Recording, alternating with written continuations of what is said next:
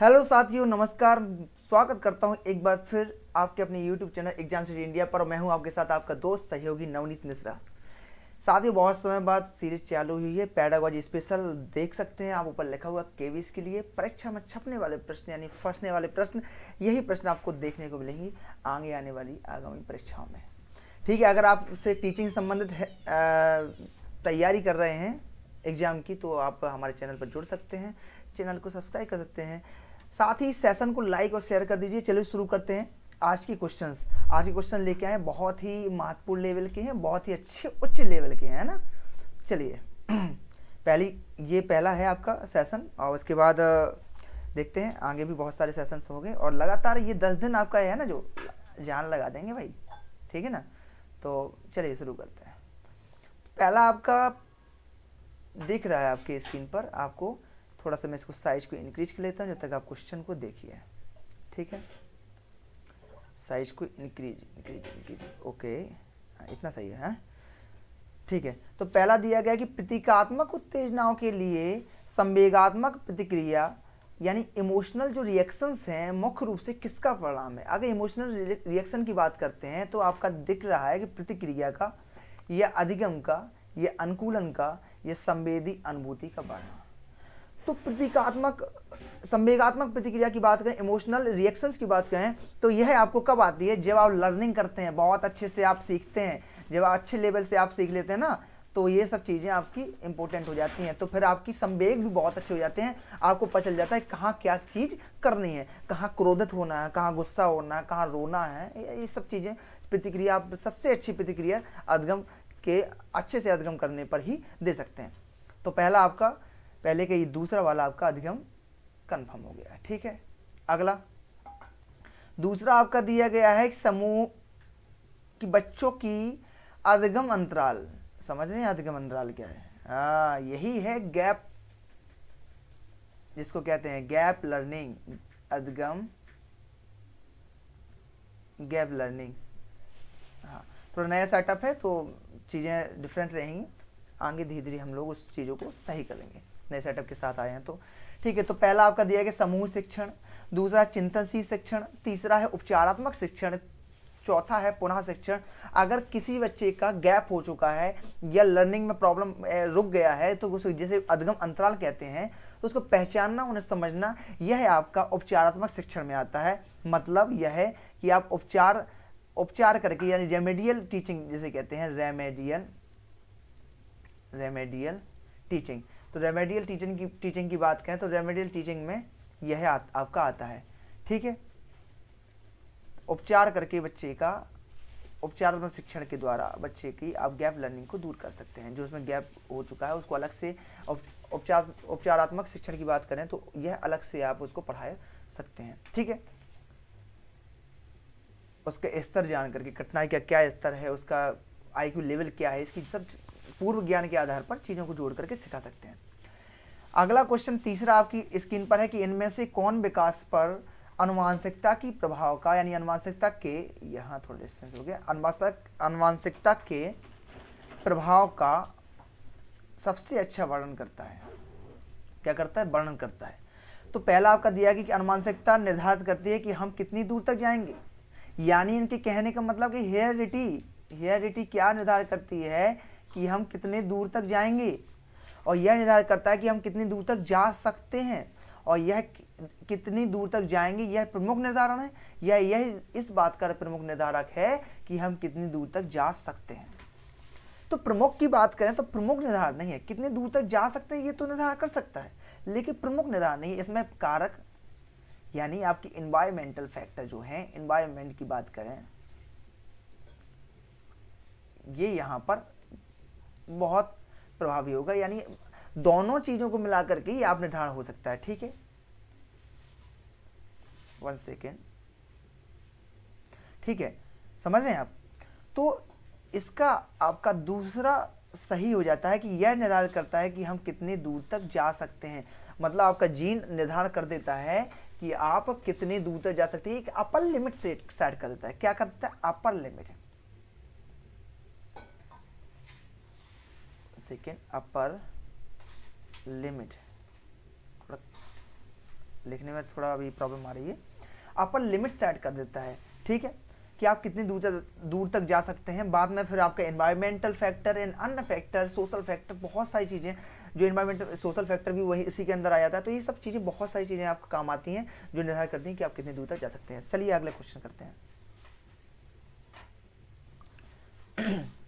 चौथा क्वेश्चन दिया गया है कि सामाजिक क्या है, सामाजिक परिपक्वता सबसे अच्छी विशेषता है। सामाजिक परिपक्वता की बात हुई है तो सामाजिक परिपक्वता को देखें, यानी आपकी सोशल मैच्योरेशन, सोशल मैच्योरेशन की बात करें तो सबसे अच्छी विशेषता है कहां पर, सोशल मैच्योरेशन कहां पर आप सबसे अच्छा देखने को मिल जाएगा कि मित्र बनाने और लोगों को प्रभावित करने की क्षमता, ओके, व्यक्तिगत समायोजन का एक उच्च स्तर, या फिर सामाजिक योग्यता की उच्च व्यवस्था, या सामाजिक व्यवस्था के साथ उन लोगों की जरूरतों, यानी उन लोगों यानी जो समाज में रह रहे लोग हैं उन लोगों की जरूरतों और उद्देश्यों की एकीकरण की उच्च व्यवस्था। मतलब समाज के लोग जो मिलकर के सोचते हैं समाज के लिए, आपको समाज में रहना, तो उनके जो अवमूल्य हैं, उनको उनकी मूल्य हैं, उन पर कैसे खड़े उतरते हैं, उनकी एक उद्देश्य है कि किस वक्त आपका जो डेवलपमेंट टास्क आपने पढ़ा होगा, डेवलपमेंट टास्क हैं कि किस उम्र में आप क्या चीज़ करेंगे, यह उनकी, अगर उनके उद्देश्यों पर एक खड़े उतरते हैं तो यह सामाजिक परिपक्वता की सबसे अच्छी व्यवस्था है।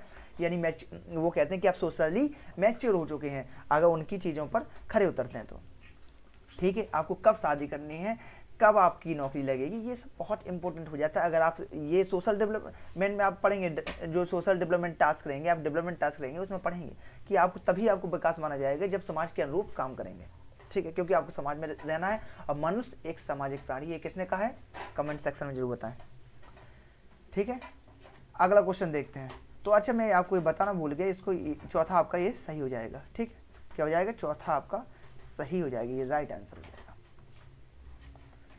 अगला देखते हैं।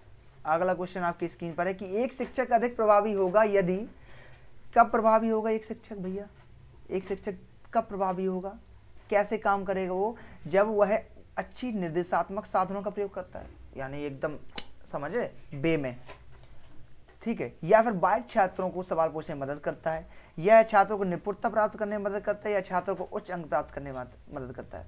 तो उच्च अंक प्राप्त करना है कहीं तक अच्छा है, लेकिन आप उच्च अंक प्राप्त करने में वह जीवन कौशल नहीं सीख पाएगा, यानी लाइफ स्किल्स तो उसकी जीरो रहेंगी ना भाई, समझ रहे हैं ना, लाइफ स्किल्स तो डेवलप नहीं हो पाएंगे। तो आप बताएंगे सवाल पूछने में मदद करता है, ये अवसर प्रदान करना है, ये बहुत अच्छी बात है, लेकिन ये सब चीजें, इससे बेहतर ऑप्शन आपके पास है कि वह छात्रों को निपुणता प्राप्त करने में मदद कर रहा है, यानी वह निपुण बना रहा है। निपुण प्राप्त करने में सबसे बड़ी चीज है भैया कि वह हर क्षेत्र में, हर जगह काम अच्छे से कर पाएगा और प्रॉब्लम सॉल्विंग जैसी चीजें बहुत अच्छे से कर पाएगा, ठीक है। तो आपका तीसरा सही हो जाता है। चौथा आपका दिया गया है कि यह एक स्कूल पाठ्यक्रम को सबसे अच्छी तरह से किस रूप में परिभाषित किया जा सकता है। यहां पर स्कूल पाठ्यक्रम की बात हुई, यानी स्कूल पाठ्यक्रम यानी स्कूल कैरिकुलम की बात हुई है, तो मतलब उसको कितने अच्छी तरह से कब किस रूप में परिभाषित किया जा सकता है कि पाठ्यक्रम की पूरी सारणी, मतलब आप पाठ्यक्रम की पूरी सारणी तैयार कर दें, क्या बच्चा पढ़ लेगा, नहीं, उस पर चीजें भी तो प्रभावी रूप से काम करनी चाहिए।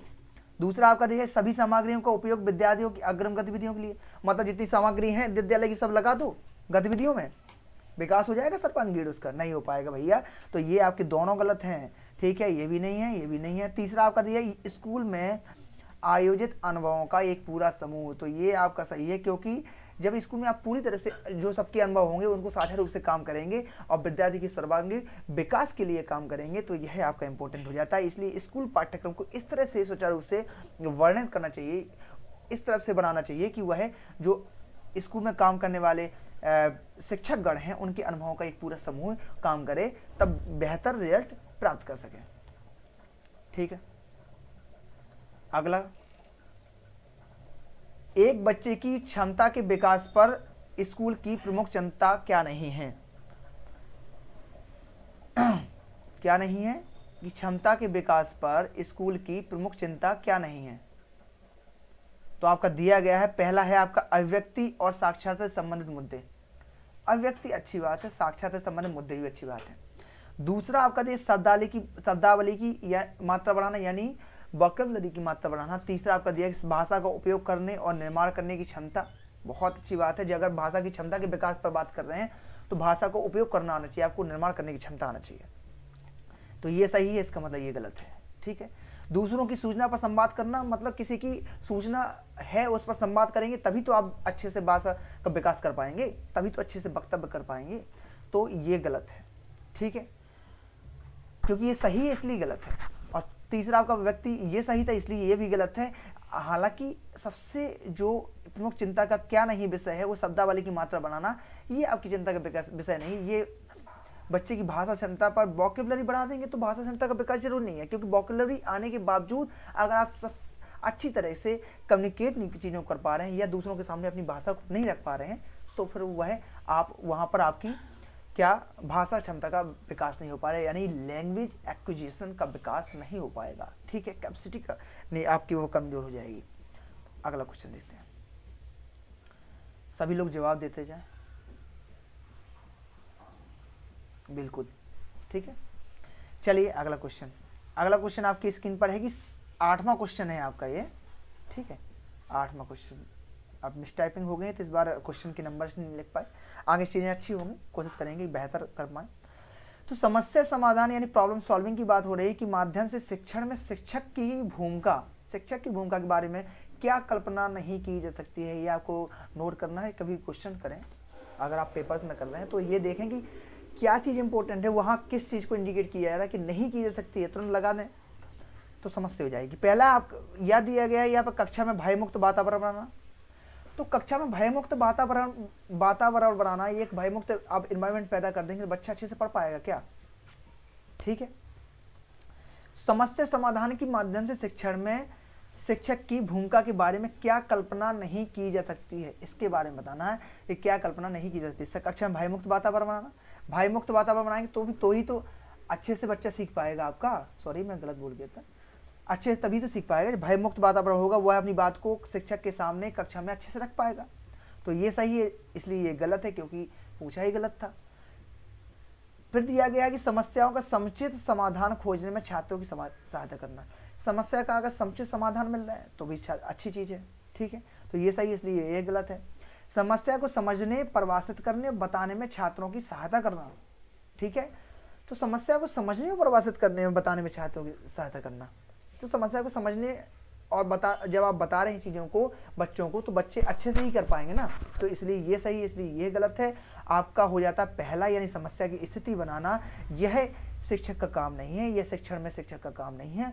मतलब स्थिति बनाना यानी प्रॉब्लम को क्रिएट करना, तो प्रॉब्लम को आपको क्रिएट नहीं करना है भैया, आपको क्या करना है, प्रॉब्लम को सॉल्व करना है। बच्चे को एक प्रॉब्लम सॉल्विंग कैसे की जाती है ये सिखाना है।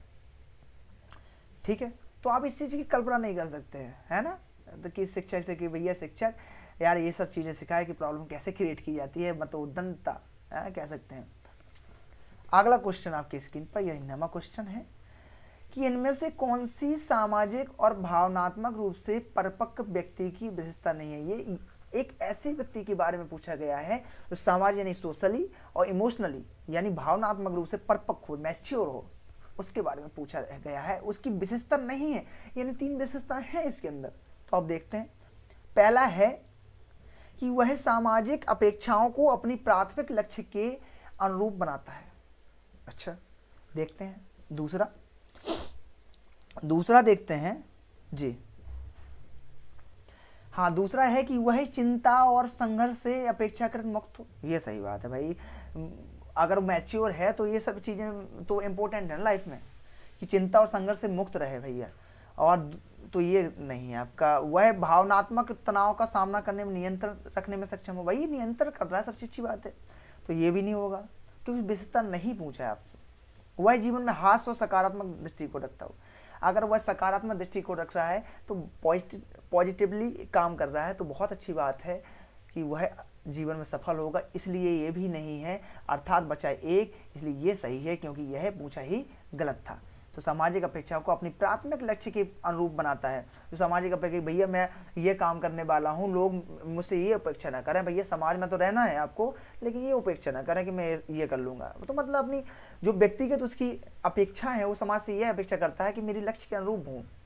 तो कभी समाज आपके लक्ष्य के अनुरूप नहीं होता, समाज अपने हिसाब से काम करता है, आप अपने हिसाब से काम करते हैं, लेकिन आपको समाज में रहना है तो समाज के हिसाब से भी आप काम करना पड़ेगा। ठीक है, चलिए अगला क्वेश्चन ये रहा आपका। क्या कह रहा है क्वेश्चन कि प्राथमिक वर्षों में, जो प्राथमिक वर्ष होते हैं अर्थात कक्षा 4 तक गणित सीखने में किस प्रकार के प्रयासों की आवश्यकता होती है। 4 तक गणित सीखने की बात हो रही है, तो वहां पर किस प्रकार के प्रयासों की आवश्यकता की जाती है, प्रयासों की आवश्यकता होती है। तो पहला है आपका दिया गया है कि अधिगम संबंधी कठिनाइयों का निदान, दूसरा है संवर्धन कार्यक्रम प्रदान करना, तीसरा दिया गया पाठ्यक्रम दक्ष अधाओं को पूरा करना, चौथा दिया गया कक्षा विद्यालय में उपस्थित होने के लिए नियमित सुनिश्चित करना। नियमितता मतलब आप कक्षा में उपस्थित हो पर डे, तो आप क्या अच्छे से सीख लेंगे भाई। तो पहले से बच्चों को सिखाना होगा कि भैया आपको, आपकी जिम्मेदारी यह है कि नियमितता तो हो, वह पाठ्यक्रम दक्षता है, दक्षताओं यहाँ पर क्लियर कर लीजिए, मिस टाइपिंग हो गई है, और संवर्धन कार्यक्रम भी प्रदान करना। लेकिन सबसे बड़ी चीज है कि गणित का पूछा है, यानी संबंधी जो अधिगम संबंधी कठिनाई है उनका निदान करना, यानी प्रॉब्लम कैसे गणित की सॉल्व करेंगे, यह आपको बच्चा को सिखाना है। ठीक है, प्रॉब्लम सॉल्विंग। ओके, ठीक है, तो आपका पहला आपका राइट आंसर हो जाता है। अगला क्वेश्चन देखते हैं। अगला क्वेश्चन आपकी स्क्रीन पर है, आप देख पा रहे होंगे कि बहुस्तरीय स्थिति का सबसे महत्वपूर्ण स्तर मुद्दा क्या है। बहुस्तरीय यानी बहुत सारे बच्चे हैं, एक ऐसा स्थिति बन रही है जहां बच्चे बहुत सारे हो गए हैं, तो कक्षाओं के बीच सहयोग की मांग करना। भैया बच्चों से सहयोग करने लगे, वो तो बच्चे छोटे छोटे हैं, वो क्या सहयोग करेंगे आपका, कि भैया आप नहीं, आप यार यहाँ पर 50 बच्चे बन जाएंगे, एक कमरे के अंदर बैठा दीजिए, नहीं। कक्षा का 30 से अधिक एक साथ विभिन्न ग्रेड की विभिन्न स्तर की छात्राओं को सीखने की जरूरतों को संबोधित करना या उचित TLM की व्यवस्था करना। तो जो छात्र हैं विभिन्न ग्रेड की, उनके स्तर की जो छात्रों को सीखने की जरूरत है उनको संबोधित करना, यानी उनकी जरूरतें पूरी करना, यह इंपॉर्टेंट है कि वो सीखने की प्रॉब्लम ना हो। सबसे अच्छी बहुस्तरीय स्थिति में यही इंपॉर्टेंट आपका हो जाता है, इसलिए तीसरा आपका सही हो गया, सही विकल्प है। अगला क्वेश्चन की बात करते हैं, कुछ क्वेश्चन और बचे हैं, तो जल्दी खत्म करेंगे। सेशन पसंद आ रहा तो लाइक कर दीजिए और दोस्तों के साथ शेयर कर दीजिए। हम लोग अभी उतरे हैं फील्ड में, तो काम करेंगे बहुत जल्दी, बहुत अच्छे तरीके से। कि भाषा विकास के संदर्भ में संवेदनशील अवस्था कौन सी है। भाषा विकास की बात हो रही है, यानी लैंग्वेज डेवलपमेंट की बात हो रही है, तो लैंग्वेज डेवलपमेंट में संवेदनशील अवस्था कौन सी है। संवेदनशील, ठीक है, स्टेज की बात हो रही है यहाँ पर। तो जन्म पूर्व समस्या, या प्रारंभिक बाल अवस्था, या मध्य बाल्यावस्था, या किशोरावस्था है, बताइए। तो भाषा विकास सबसे ज्यादा कहाँ होता है भाई, लैंग्वेज, भाषा विकास की बात हो रही है, लैंग्वेज डेवलपमेंट की बात हो रही है, भाषा विकास की बात हो रही है। तो भाषा विकास कहाँ सबसे ज्यादा होता है भाई, प्रारंभ के दिनों में ही बच्चा अच्छे से सीखता है ना भाई। यहाँ तो कूइंग वो स्टार्ट हो जाता है, आप देखते हैं कि एडोलसेंसी ये सब चीजें चालू हो जाती हैं। यहाँ पर बच्चा एक वर्ष की अवस्था में 3 शब्द सीखता है। मैं शॉर्ट वीडियो डालता रहता हूँ, उसमें आप देख सकते हैं कि ठीक है, 1 वर्ष की अवस्था में 3 शब्द सीखता है। फिर वो 3 साल तक तकरीबन 270 शब्द सीख लेता है। ठीक है, 270 शब्द सीख लेता है, 2 साल तक। ठीक है, इनके बीच में तो इसका काफी विकास हो जाता है। यहाँ पर प्रारंभिक बाल अवस्था में बात करें तो भाषा का यहाँ विकास स्टार्ट हो जाता है, यानी आपका ये गलत है तीनों, यानी आपका प्रारंभिक बाल अवस्था सही है। सबसे ज्यादा संवेदनशील अवस्था होती है, जो बच्चे को सिखा देंगे, क्योंकि प्राइमरी जो आप एजेंसी की बात करें तो प्राथमिक आपकी सामाजिकरण की भाई भाषा सबसे ज्यादा वही सीखेगा बच्चे घर से। तो सबसे ज्यादा बच्चा कहाँ रहता है, घर में। तो भाई मध्य बाल्यावस्था से वही स्कूल जाना लगता है, स्कूल की एज हो जाती है। तो प्रारंभिक बाल्यावस्था से सबसे ज्यादा संवेदनशील अवस्था है, यहीं से बच्चा सीखता है। ठीक है, अगला क्वेश्चन अगला क्वेश्चन देखते हैं, 14 क्वेश्चन। आपके लिए मैंने कुछ लिखा था कि तुम भी भागो मैं भी भागूं, एक दौड़ लगी है, अब सिलेक्शन पाने की हम में होड़ लगी है, कितना कौन जागा, कितना दौड़ा कौन, निश्चित है सफलता यदि मेहनत इस ओर लगी है। देखिए, कितना कौन दौड़ा कितना कौन जागा ये इंपॉर्टेंट नहीं है, कोई नहीं देखता है भाई। आप जब देखता है जब आप सफल हो जाते हैं, एक सफल व्यक्ति हो जाते हैं, तो आपकी बातें लोग सुनने भी लगते हैं। आप कैसे दौड़े, कौन जाए, कितने टाइम जाएंगे, कितने टाइम क्या किया, आप नथिंग टू इम्पोर्टेंट। इम्पोर्टेंट यह है, डजंट मैटर, ठीक है। इम्पोर्टेंट यह है कि आप सफल हुए कि नहीं हुए, ठीक है। मोबाइल चलाया कोई दिक्कत नहीं। तो पहला दिया गया आपका गामक विकास शीर्षगामी, यानी सेफेलोकोडल की बात हो रही है यहाँ भैया। सेफेलोकोडल तो आप समझते हैं ना, शीर्षगामी, ठीक है। शीर्षगामी सिद्धांत विकास के किस क्षेत्र पर लागू होता है यह आपको बताना है। तो पहला आपका गामक विकास, दूसरा है भाषा विकास, तीसरा संज्ञानात्मक विकास, चौथा है नैतिक विकास यानी मोरल डेवलपमेंट। तो भाई सेफेलोकोडल की बात करें, यानी सिर से पैर की बात करें, हेड टू टो की बात करें, तो शीर्षगामी सिद्धांत आपका गामक यानी गामक विकास पर, गामक विकास के क्षेत्र पर लागू होता है, ठीक है। मोटर डेवलपमेंट जिसे कहते हैं, यानी ये शरीर से संबंधित है ना यार, क्या है, शरीर से, शारीरिक विकास से संबंधित है आपका भैया। तो इसलिए गामक विकास आपका के क्षेत्र पर आपका लागू होगा, तो आपका पहला सही हो जाता है, ठीक है। ओके, अगला करते हैं,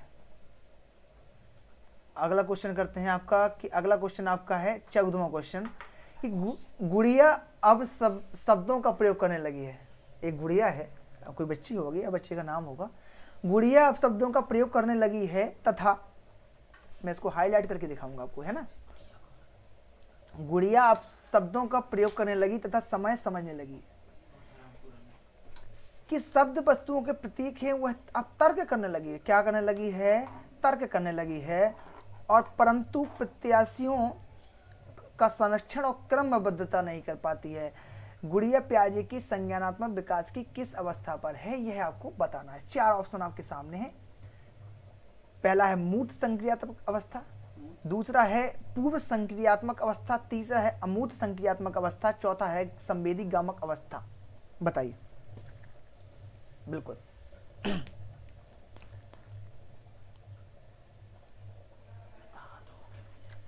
बताइए। बिल्कुल, तो शब्द वही क्या करने लगी गुड़िया, समय को समझने लगी है और शब्दों को, वस्तुओं के प्रतीक को, कि भैया यह मोबाइल है, यह मोबाइल है, यह ए फॉर अनार कहते थे हम, तो यह भैया अनार है, यह शब्द भी है और बस शब्द भी है।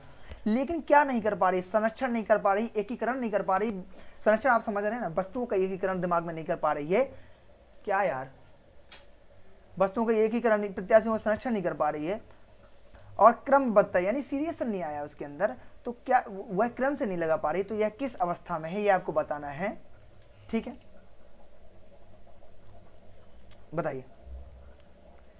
पूर्व संक्रियात्मक की बात करें हम, तो पूर्व संक्रियात्मक क्या करता है बच्चा, भाई सभी बातों को क्या करता है, यह खिलौने के आकार को समझने लगता है, क्योंकि यह टॉय यूज होती है आपकी सेंसरी मोटर या काम करते हैं संवेदी गामक अवस्था में। पूर्व संक्रियात्मक अवस्था या आपकी प्ले एज भी कहते हैं इसको, ठीक है। मूर्त संक्रियात्मक अवस्था की बात करें तो यहाँ पर आपकी यह सही हो जाती है, क्योंकि चीज़ों को मूर्त तरीके से, चीज़ें कौन सी हैं मूर्त अवस्था में हैं उनको देखना समझना, यह कब कर लेता है, यह मूर्त संक्रियात्मक अवस्था में आपका कर लेता है, ठीक है। आपकी अगर इनकी बात करें तो 0 से 2 वर्ष ये होती है अमूर्त संक्रियात्मक और संवेदी गामक, और पूर्व संक्रियात्मक की बात करें तो आपकी 2 से 7 वर्ष होती है। प्याजे के अनुसार ही पूछा है इसलिए, ठीक है। यह आपकी 7 से 11, अमूर्त आपकी 7 से 11 होती है, और मूर्त संक्रियात्मक की बात करें तो 11 से 18 होती है, ठीक है, ठीक है। सॉरी 11 से 15, मूर्त संक्रियात्मक 11 से 15 होती है, ठीक है। अगला क्वेश्चन देखते हैं, अंतिम क्वेश्चन है, अंतिम क्वेश्चन है। सेशन को लाइक कर दीजिए भैया, अंतिम क्वेश्चन है। ये आ गया अंतिम क्वेश्चन पे कि भैया ऐसे 14 वर्ष की आयु के बच्चों को एक मौलिक अधिकार के रूप में मुफ्त और अनिवार्य शिक्षा देने के उद्देश्य से सर्व शिक्षा अभियान किस वर्ष में शुरू किया गया। यहाँ पर सर्व शिक्षा अभियान की बात हुई है आपकी, बताइए। सर्व शिक्षा अभियान पहला है आपका 1986, दूसरा है 1998, तीसरा है 1999, चौथा है 2001। कब हुई थी? तो सर्व शिक्षा अभियान की बात करें तो 2001 में चालू हुई थी। यहाँ पर क्या बताया गया था कि 14 वर्ष 6 से 14 वर्ष 6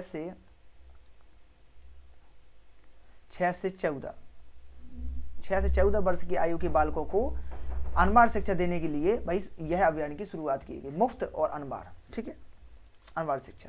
और अगर विकलांग की बात करें तो यही आपका 6 से 16 हो जाता है। क्या? 16 वर्ष तक हो जाता है। ठीक है, 2 वर्ष प्लस हो जाते हैं क्योंकि वह है विकलांग है। ठीक है, बिल्कुल। चलिए, आपके आज की क्वेश्चन पूरी हुई है तो भैया सेशन को लाइक कर दीजिए। आप देख सकते हैं कि जिंदगी अगर आग है तो तुम्हें ज्वाला बनना पड़ेगा, अंधेरा है अगर जिंदगी तो उजाला बनना पड़ेगा। और इसीलिए मैं कहता हूं कि हमेशा कहता हूं चीजें, क्या कहता हूं कि मेक योर सेल्फ क्रिएटिव। आप यार चीज क्रिएटिव एकदम रहेंगे ना जीवन में तो यार प्रॉब्लम को भी सॉल्व कर लेंगे। क्योंकि आपका जब क्रिएटिव होते हैं ना, तो आप क्रिएटिव कब होते हैं? आपका जब राइट ब्रेन एक्टिव होता है। ठीक है, तो आप बहुत एक चीज के बहुत सारी चीजों के बारे में सोच सकते हैं।